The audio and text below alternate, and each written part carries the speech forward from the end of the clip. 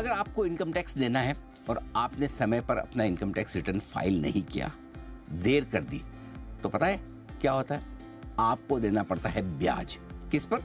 जितना टैक्स आपका बाकी था और आपको रिटर्न फाइल करना था, आपने नहीं किया, तो उस पर ब्याज देना होगा। कितना ब्याज?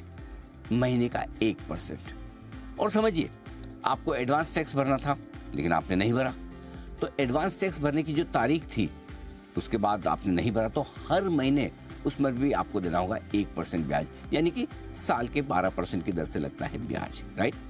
हर महीने के महीने लगता है।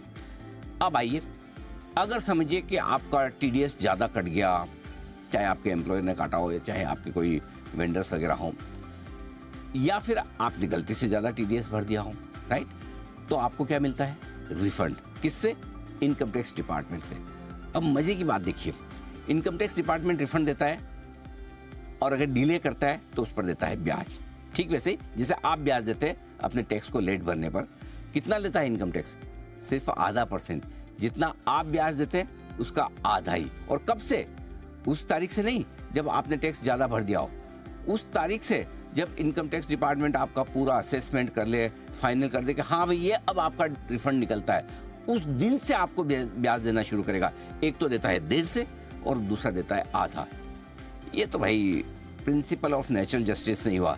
जिस हिसाब से आप ब्याज ले रहे हैं उसी हिसाब से दीजिए भी ना।